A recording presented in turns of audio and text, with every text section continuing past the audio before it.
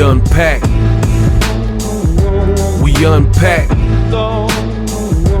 We unpack. Coming to you live. Boxingego unpack. Yeah. We unpack. We unpack. We unpack. Coming to you live. So let me tell you something wild right now. I think Crawford should fight him right now if he's ever going to fight him. If he wants to, if Crawford has it in his mind to fight Boots, you might as well do it now. What did Floyd Mayweather do with Canelo Alvarez? Now Canelo was already an enormous draw, and that's the difference. Yeah. But he didn't wait till he got super old, and Canelo entered his prime. No, he got him right then. But are we talking business right now? Because if you're Boots, right? And I guess the thing for Canelo is Floyd made some good money there. Canelo had a nice following. Is there a super big following for Boots outside of just the boxing world? That's what Matt's saying. The market is not that big. I know, but what I'm saying is like, so the money was like, if I'm Crawford, would I jump out there and fight? Because Boots ain't no easy fight. Is the risk worth the reward? You know what I'm saying? The answer right now is no. I think Boots is probably a little bit bigger than we're giving him credit for commercially, especially after this performance. And I think if you fight Crawford, it would rise to a level. Mm-hmm. After Crawford's win over Canelo on Netflix, I think people do want to see this fight. Is it a mega fight? Maybe not, but I do think it's a very commercially viable fight. Max Kellerman telling Terence Crawford he should fight Boots now. What up, Fight World? It's your boy Ego, and I'm back with some more boxing. It is time for the God of Boxing Talk. The best in the business, and it's not even close, to go in and give you guys the unpack. And let me start off by saying this. This is a brand new show, Inside Ring. It is terrible. I've never even watched a full episode, but they got the sound bites. I follow them on Instagram just to stay informed or whatever, and I wanted to check it out. And the clips I'm seeing, they're just all terrible. Like, the sound bites are horrible. Max Kellerman, I don't know what happened to him, bro. And they said Max Kellerman is now going to be calling boxing for Zuffa, like the Zuffa promotions on Paramount in 2026. Not looking forward to it. With HBO, in the beginning, Max Kellerman was cool. Now he's like a company man and a shill. And it's almost like, just like an autistic kid, sometimes like Rain Man, like they'll have like anime or mathematics or Legos, or they have something and they just tunnel vision and focus in on, they're all about arithmetic, all about Legos, all about, you know, whatever, vampire, whatever their fixation is. And that sometimes with autism, I know some people, shout out to all the people who have autism, you know, getting by every day. But sometimes they focus in on one thing. That's what Max Kellerman, he seems to do, like, where we're in 2025, closing up the year, about to be 2026, and he's still talking like, almost like his HBO days. He's still talking about Floyd Mayweather. Like, bro, he was like, Crawford should fight Boots right now, like Floyd did. But Floyd, why are you even bringing up Floyd to talk about what Crawford should do? And then what you said didn't really even make any sense. To fight Boots, you might as well do it now. What did Floyd Mayweather do with Canelo Alvarez? Now Canelo was already an enormous draw, and that's like, what are we talking about? Like, what is the correlation? What did Floyd Mayweather do with Canelo Alvarez? What is the correlation here? Boots ain't Canelo. They sparred.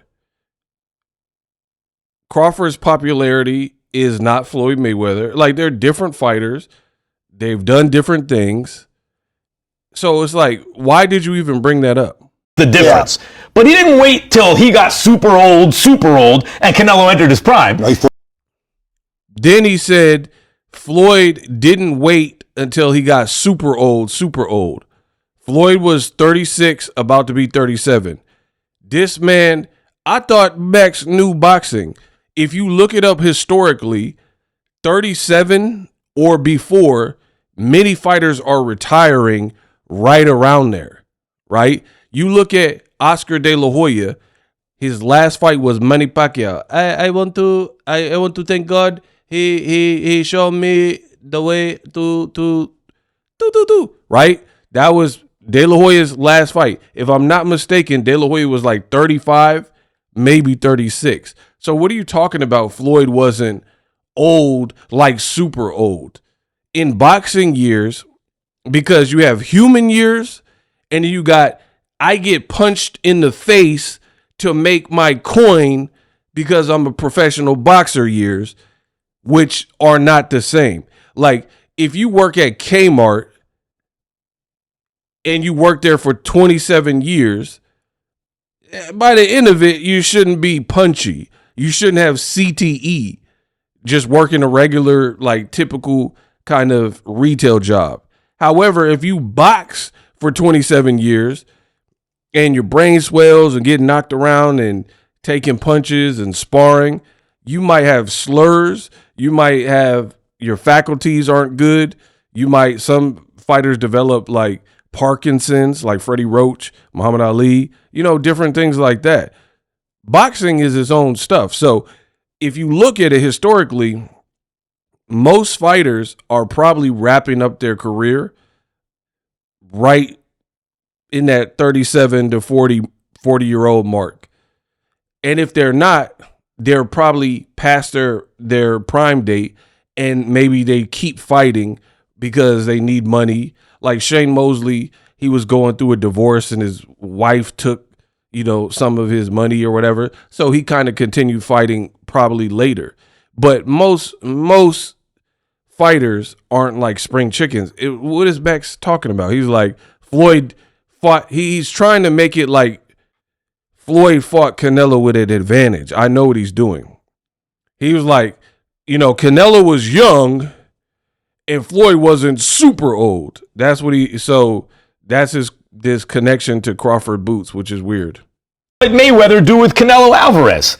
Now Canelo was already an enormous draw, and that's the difference. Yeah. But he didn't wait till he got super old, and Canelo entered his prime. No, he got him right then. But we talking business right now? Because if you're Boots, right? And I guess the thing for Canelo is Floyd makes some good money there. Canelo had a nice following. Canelo had a nice following. That he did. It's a different time. It's a different decade. Like Floyd, some of you guys I don't even know if some of you were watching boxing when Floyd fought Canelo. I was, but I don't know about you. Floyd fought Canelo, in 2013. That's over 10 years ago, over a decade since that fight. The whole piracy wasn't as prominent. Canelo also had skill and a look that they chose to market, because you don't always see a Mexican fighter that got freckles, looks Irish with red hair, and he's in shape and he can fight. You know what I mean? And he's like, when he first came out, he didn't even speak English. He was all speaking Spanish, right?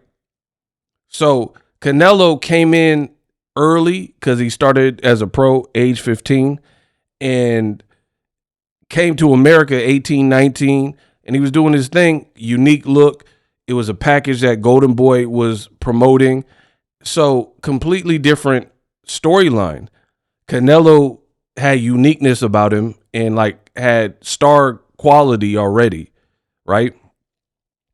They put, a lot of people don't like to, especially the race fans, they don't like to admit this.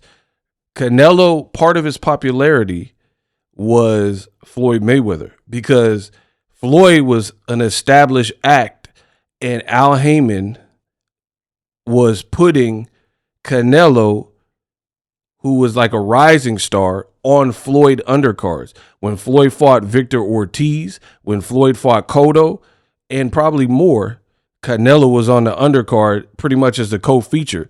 So it kind of was like a package deal. We have an established person in Floyd who's the GOAT.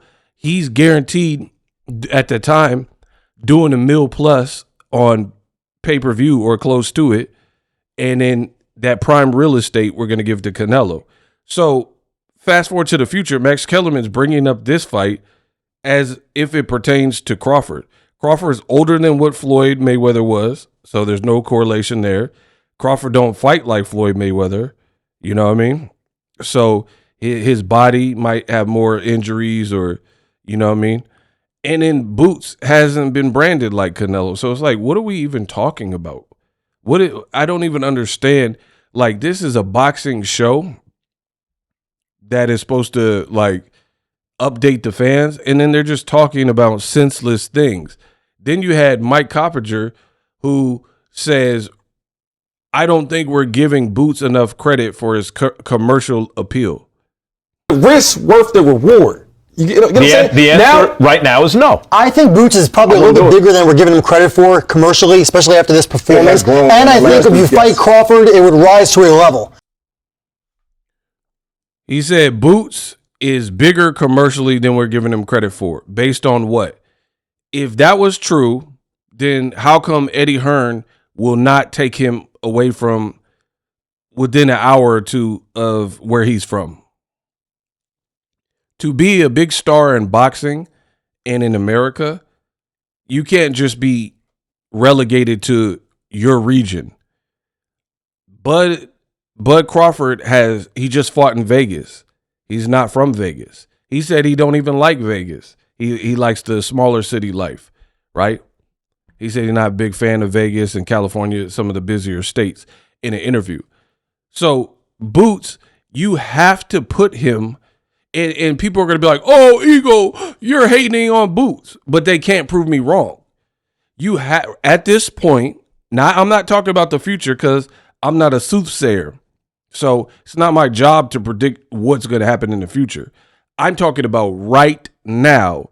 Right now, you got to put Boots very close to Philly to attract an audience, especially with the level of competition that he's been fighting, right? Lima, avocado, lima bean, you know what I mean? All these guys, right? All these assorted vegetables, avocado and lima beans, right? Atlantic City, which is New Jersey, which is right by Philly, right? Or he's been fighting in Philly. So what is this dude on Inside the Ring talking about? We're not giving Boots enough credit for being commercially viable. He's never sold. Put him in Vegas with Lima and tell me what them tickets hit for. You wouldn't do that because it would be a loss leader, right? So another thing I'm getting at in this Unpacked is the whole conversation to me is dumb. I think people are going to say, oh man, you're hating. As a boxing fan, I personally wouldn't mind seeing Crawford and Boots, but I understand the business. So the business mind and brain is different than me as a selfish, stubborn fan and what I personally would like. So I'm telling you, I would be interested in the fight. Ken and Ryu, that's what I call it, right? But that's not how business works. That's why I can't get excited. Like some people, they want to keep talking about this. I really just don't see it happening because you just watch Crawford beat a bigger Canelo. Somebody, even though they looked about the same, Canelo still had fought almost 70 times at the higher weights he had been fighting, even as high as 75, and Crawford cooked him. So although I was one of the main people pushing for this fight, saying, yo, they should fight, I did that when it made sense because they were both at 47 or close to. Because even when Crawford moved up one division to 54, Boots it was inevitable he was going to have to move up because I could look at him and tell he was too big to keep making welterweight for another 5 years, right? And I was right in that forecast. So now, fast forward to the future, I feel like Eddie Hearn keeps using Bud Crawford's name and trying to connect Boots to, like, so you're giving us Lima Bean fight, which was a complete and utter mismatch, whilst using Bud's name because he's a hot commodity right now. He's 3X undisputed, and he just bubbled even more in his last 3 fights. So this is what Eddie Hearn, his marketing strategy is. But again, when I was pushing for Bud and Boots, it made sense. They were in the same division. So why wouldn't I be pushing for it? Now you done let Crawford elevate in his last several fights. He moved up to 54 and fought Madrimov. You moved up to 54 and fought an unknown Lima. Right? So, yeah, Crawford didn't knock out Madrimov, but that's what tends to happen. The harder the competition, the harder it is to knock him out. Lima was tailor-made for Boots. That's why they picked him. They looked at the ranking, said, oh, Lima beans, bet. And Eddie made it. That's why Turkey himself said, oh, Eddie and Boots, they want a tune-up. I am no charity. Let them do that fight on their own and then come back to me when you want to make a real fight. That's what Turkey said, right? That's why Eddie Hearn had to make this fight. So to me, I just feel the Boots Bud conversation is DOA. There was a point in time where it kind of made sense, but now, no matter how hard Ring and Max Kellerman and all these people are pushing for it, I just don't see it happening because it's borderline unfair.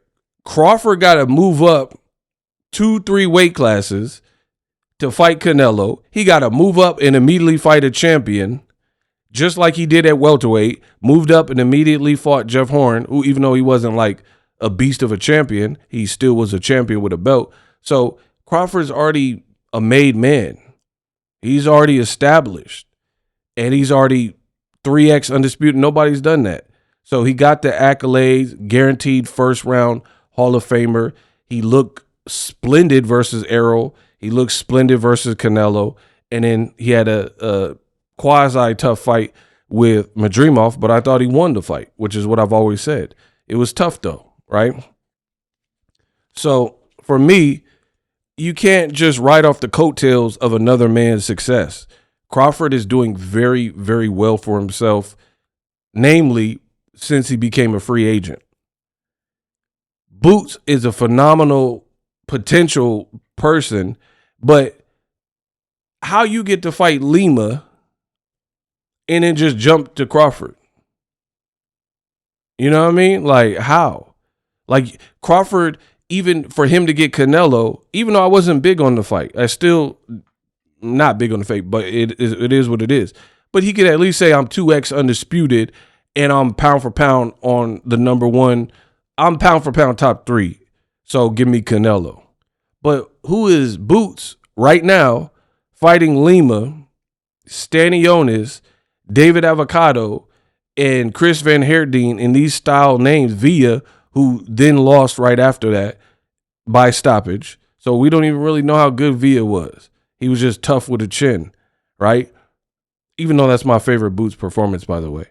You know what I mean? So I just feel like you just want to leapfrog because you say you're ready.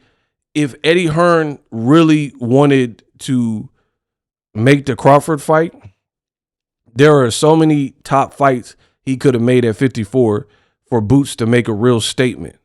And then maybe that would attract the eyes of Turkey, who is an angel investor and putting forth bread into the boxing game.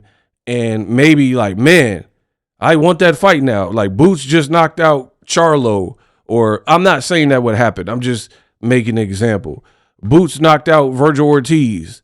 He got to fight Crawford. So you have to kind of, like, if you don't have the Crawford accolades and you haven't been doing it as long at the high level, elite level, you're going to have to do something probably to attract that type of fight, right? Crawford couldn't just attract a Canelo fight. You know, this is a man who's been known to, everybody know Crawford's a beast since 2014 at the very least. I know about it about a little bit before that, but 2014 is when he fought Gamboa. So Crawford, he's been in it for a while. Boots, he's that deal right now. He's passing the eye test. I just feel these conversations don't really make sense to me because Boots, he hasn't carried his weight in terms of a brand to really push fans or media to really push for this fight.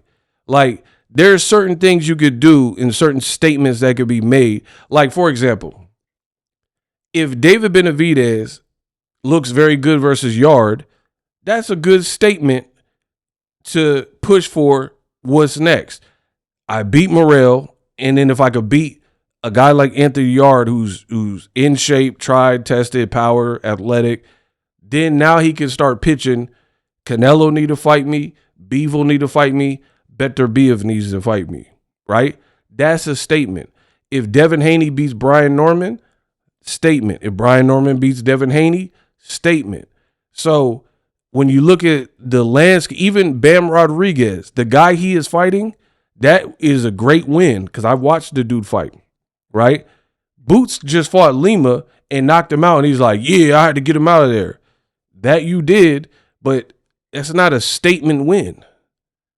So to me, if I was Crawford, I would probably look for like cash out crossover fights or just big money fights or wait on the throne for a Boots, somebody like that, Virgil Ortiz or Boots, to really up their brand with a statement performance, and then I would consider it. So I'm not putting cold water and saying the fight can't happen. I just feel Crawford he is like the Tom Hanks movie, A League of Their Own. Crawford has elevated, and he's now in a different like class. What did Nas say? He said, like Punch said, you ain't even in me classa, right? Boots ain't even in me classa with Terence Crawford at the moment. Crawford has just done too much at this point of his career, and he's done it for too long. So despite me as a fan, I would love to see the fight. I've already said that earlier in this video. It's not really feasible if you're not doing the necessary things to really do it. Like Floyd, he would wait for guys to have statement wins. Shane Mosley knocking out Margarito. Cotto avenging his first loss to Margarito. You know, Maidana damn near knocking out Adrian Broner, dropping him twice, beating an undefeated Broner. Then he fought the guys because they pulled their weight and put the boxing world on notice. Robert Guerrero was a mandatory. Canelo just beat Austin Trout. You see the pattern? Like, these guys need to pull. That's what's wrong with current boxing. You got a bunch of up-and-comers who look good, say they're ready, but they haven't really upped their brand. They're not, a lot of them aren't charismatic on the mic, and they're demanding like the bigger fights, but then they're not really building up an anticipation. Let me tell you this, and this is going to break a lot of hearts. From a boxing hardcore fan, Bud versus Boots, amazing fight. From a commercial success, it's not going to be bigger than a Canelo fight because more people know Canelo and Crawford than Crawford and Boots. Boots is not even fighting on pay-per-view headlining cards. Bud has a couple pay-per-views. Canelo had a gang of pay-per-views. You see how this works? Tank Ryan Garcia, that fight did over 1 million. You think Boots' persona in boxing and in the world, and like I'm not comparing Boots and Ryan Garcia because Boots got skills out of this world. I'm not talking about that. We're just talking about the business and the brand. Ryan was doing vlogs and got these teeny bopper girls, and you know he had people checking for him. So I just feel like a lot of these young fighters, like Keyshawn Davis, Shakur even, they're calling out Tank, but they got to up their brand and build some excitement to build the value of the fight. Same thing with Boots. How does Boots get to fight Lima? Not even like he called out Heat post-fight after Lima. Like Erickson Lubin said, why you ain't fight that? He called Erickson Lubin out, Virgil Ortiz, Murtazaev, Charlo. He said the Cub want to get it, right? You're calling all these people out, but you just destroyed Lima. So instead of destroying Lima, like Fundora and all these people you called out, why you ain't fight one of them? Then maybe, I don't know, I'm not Crawford. He might retire, I don't know. But then maybe you could attract the bigger fights like Crawford if you knocked out Fundora or put up a big statement, knocked out Murtazaev or something. So that's the name of the game, people. And anybody who tells you different, they probably got a horse in the race or an agenda. I'm just being real. It's not a Boots smear campaign. I like Bud. I like Boots. I like boxing. I'm telling you how this game works. We unpacked. Live streaming can be tough, which is why I use StreamYard. Click the link in the description for StreamYard, which is an awesome tool that enables you to set up your stream with ease of use. Get great results with live streaming. It's what I use. Stream to social media with ease with StreamYard. Live streaming is here to stay. Engage with your audience using StreamYard. Great way to reach out to your audience and connect. So you need a tool that can do that.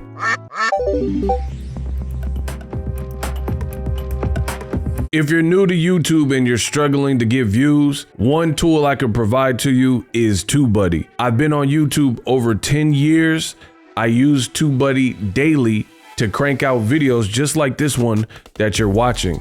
Learn how the pros do it with TubeBuddy. YouTube receives a lot of traffic, which also means a lot of creators, a lot of people putting out content. So you need to learn the ropes so you know how to separate yourself, especially if you're new, but even if you're a pro, use TubeBuddy. The link is in the description.